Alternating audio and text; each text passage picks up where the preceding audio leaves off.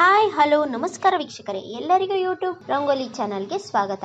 ಇವತ್ತು ನಾನು ನಿಮಗೆಲ್ಲರಿಗೂ ಒಂದು ಇಂಟ್ರೆಸ್ಟಿಂಗ್ ವಿಷಯನ ಹೇಳ್ತೀನಿ. ಅದು ಏನಪ್ಪ ಅಂತ ನೀವು ಅನ್ಕೊತಾ ಇರ್ಬೋದು. ಅದೇನು ಅಂದರೆ, ನಾವು ಬಾಳೆ ಎಲೆಯಲ್ಲಿ ಯಾಕೆ ಊಟ ಮಾಡಬೇಕು, ಅದಕ್ಕೇನು ವೈಜ್ಞಾನಿಕ ಕಾರಣಗಳಿದೆ ಅಂತ ನಾನು ಈ ವಿಡಿಯೋದಲ್ಲಿ ನಿಮಗೆ ತಿಳಿಸ್ಕೊಡ್ತೀನಿ. ಹಾಗಾದರೆ ಬನ್ನಿ ನೋಡೋಣ ಅದೇನು ಅಂತ ಹೇಳಿ. ಹಿಂದೂ ಧರ್ಮದ ಪ್ರಕಾರ ಹಬ್ಬ ಹರಿದಿನ ಎಲ್ಲ ಬಂತು ಅಂತ ಅಂದರೆ ನಾವು ಬಾಳೆ ಎಲೆಯಲ್ಲಿ ಊಟ ಮಾಡೋ ಪದ್ಧತಿ ಇದೆ. ಹೀಗೆಲ್ಲ ಅದೆಲ್ಲ ಮರ್ತೇ ಬಿಟ್ಟಿದ್ದೀವಿ. ನಾವು ಬಾಳೆ ಎಲೆಯಲ್ಲಿ ಕೆಳಗಡೆ ಕೂತ್ಕೊಂಡು ಊಟ ಮಾಡೋದು ಇದನ್ನೆಲ್ಲ ನಾವು ಮರ್ತೇ ಬಿಟ್ಟಿದ್ದೀವಿ. ಈಗ ಏನಂದರೆ ಕೈಯಲ್ಲಿ ಪ್ಲೇಟ್ ತೊಗೊಂಡು ಊಟ ಮಾಡಿ, ಯೂಸ್ ಆ್ಯಂಡ್ ಥ್ರೋ ಪ್ಲೇಟ್ ತೊಗೊಳ್ಳೋದು, ಊಟ ಮಾಡೋದು, ನಿಂತಲ್ಲೇ ನಿಂತ್ಕೊಂಡು ಊಟ ಮಾಡೋದು, ಬಿಸಾಕೋದು, ಈ ರೀತಿ ಪದ್ಧತಿಗಳೆಲ್ಲ ಬಂದುಬಿಟ್ಟಿದೆ. ಅದೇ ನಾವು ಬಾಳೆ ಎಲೆಯಲ್ಲೇ ಯಾಕೆ ಊಟ ಮಾಡಬೇಕು ಅನ್ನೋದಕ್ಕೆ ಒಂದು ವೈಜ್ಞಾನಿಕ ಕಾರಣ ಇದೆ. ಈ ಆಧುನಿಕ ಕಾಲದಲ್ಲಿ ಆ ಪದ್ಧತಿನೆಲ್ಲ ನಾವು ಮರ್ತೇ ಬಿಟ್ಟಿದ್ದೀವಿ. ನಮ್ಮ ಹಿರಿಯರೆಲ್ಲ ಮೊದಲು ಬಾಳೆ ಎಲೆಯಲ್ಲೇ ಊಟ ಮಾಡ್ತಿದ್ರು. ಅದರಿಂದ ಅವರಿಗೆ ಆರೋಗ್ಯ ತುಂಬಾ ಚೆನ್ನಾಗಿರ್ತಿತ್ತು. ಈಗ ಹಬ್ಬ ಹರಿದಿನಗಳಲ್ಲೆಲ್ಲ ಬಾಳೆ ಎಲೆ ಎಲ್ಲ ತಂದು ಊಟ ಮಾಡೋ ಪದ್ಧತಿನೇ ಮರ್ತ್ಬಿಟ್ಟಿದ್ದೀವಿ. ಈಗ ಫಂಕ್ಷನ್ಗಳಲ್ಲಿ ಹೋದ್ರೂ ಅಷ್ಟೇ, ಅಲ್ಲೂ ಬಾಳೆ ಎಲೆ ಊಟನ ತುಂಬ ಅಪರೂಪ. ಯಾಕೆ ಅಂದರೆ ಕೂತ್ಕೊಂಡು ಬಾಳೆ ಎಲೆ ಇಟ್ಟು ಊಟಕ್ಕೆ ಹಾಕ್ತೀನಿ ಅಂತ ಅಂದರೆ ತುಂಬ ಹೊತ್ತು ಹಿಡಿದ್ಬಿಡುತ್ತೆ.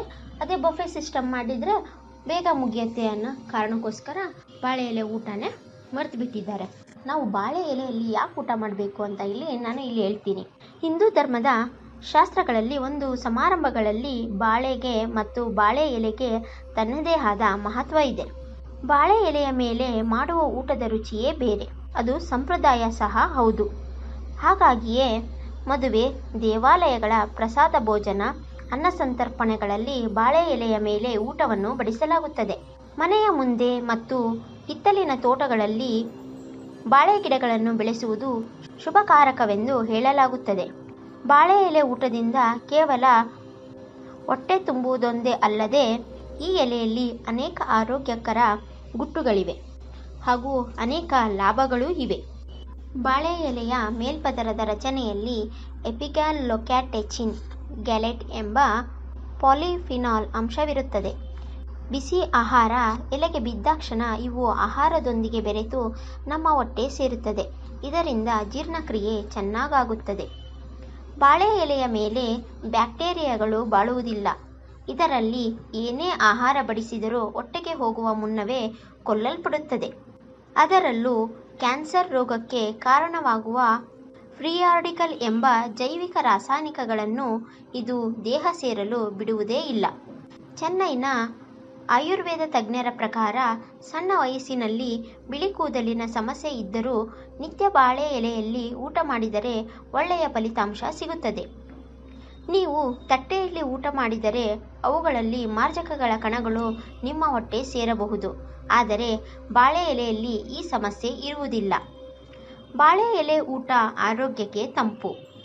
ಗ್ಯಾಸ್ ಅಡಿಗೆಯಿಂದ ಮಾಡಿದ ಆಹಾರದಲ್ಲಿ ಸೇರಿಕೊಂಡ ಕೃತಕ ಉಷ್ಣವು ಇಲ್ಲಿ ತಣ್ಣಗಾಗುತ್ತದೆ. ಬಾಳೆ ಎಲೆಯಲ್ಲಿ ಅಧಿಕ ಪ್ರಮಾಣದ ವಿಟಮಿನ್ ಡಿ ಶೇಖರಣೆಗೊಂಡಿರುತ್ತದೆ. ಹೀಗಾಗಿ ಹಸುಗೂಸುಗಳನ್ನು ಶುಂಠಿ ಎಲೆ ಲೇಪಿತ ಬಾಳೆ ಎಲೆಯಿಂದ ಸುತ್ತಿ ಸೂರ್ಯನ ಕಿರಣಗಳಿಗೆ ಹಿಡಿಯುತ್ತಾರೆ. ಭವಿಷ್ಯದಲ್ಲಿ ಚರ್ಮ ರೋಗಗಳು ಬರದಂತೆ ತಡೆಯುವ ವೈದ್ಯೋದ್ದೇಶ ಇದರದು.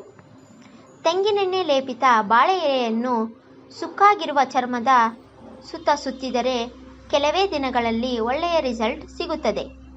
ಮಕ್ಕಳ ತ್ವಚೆಗೆ ಸೊಳ್ಳೆ ಕಚ್ಚಿ ಮಕ್ಕಳ ತ್ವಚೆಯಲ್ಲಿ ಗುಳ್ಳೆಗಳು ಉಂಟಾದರೆ ಕುಡಿ ಬಾಳೆ ಎಲೆ ರಸ, ಆಲಿವ್ ಎಣ್ಣೆ, ಸ್ವಲ್ಪ ಮೇಣ ಮಿಶ್ರಿತ ಮಾಡಿ ಗುಳ್ಳೆಯ ಮೇಲೆ ಹಚ್ಚಿದರೆ ಆ ಗುಳ್ಳೆಗಳು ಮಾಯವಾಗುತ್ತದೆ. ದೇಹದ ಮೇಲೆ ಕಂಡುಬರುವ ಯಾವುದೇ ಸುಟ್ಟ ಗಾಯಗಳಿದ್ದರೂ ಅದಕ್ಕೆ ಶುಂಠಿ ಎಲೆಯಲ್ಲಿ ಅದ್ದಿದ ಬಾಳೆ ಎಲೆಯನ್ನು ಹಾಕಿ ಕಟ್ಟಿದರೆ ಅಥವಾ ಮುಚ್ಚಿದರೆ ಸುಟ್ಟ ಗಾಯವನ್ನು ಸಹ ಶಮನಗೊಳಿಸುತ್ತದೆ. ಹಾಗಾದರೆ ನಿಮ್ಮೆಲ್ಲರಿಗೂ ಈ ವಿಡಿಯೋ ಇಷ್ಟ ಆದರೆ ನನ್ನ ಚಾನಲ್ನ ಸಬ್ಸ್ಕ್ರೈಬ್ ಮಾಡಿ, ಹಾಗೆ ಪಕ್ಕದಲ್ಲಿರುವ ಬೆಲ್ ಐಕನನ್ನು ಕ್ಲಿಕ್ ಮಾಡಿ. ನಾನು ಯಾವುದೇ ಹೊಸ ವಿಡಿಯೋ ಅಪ್ಲೋಡ್ ಮಾಡಿದರೂ ಅದರ ನೋಟಿಫಿಕೇಷನ್ ನಿಮಗೆ ಸಿಗುತ್ತೆ. ಹಾಗಾದರೆ ಇನ್ನೊಂದು ಹೊಸ ವಿಡಿಯೋ ಜೊತೆ ನಿಮ್ಮನ್ನು ಭೇಟಿಯಾಗ್ತೀನಿ. ಅಲ್ಲಿವರೆಗೂ ಟೇಕ್ ಕೇರ್, ಬಾಯ್ ಬಾಯ್.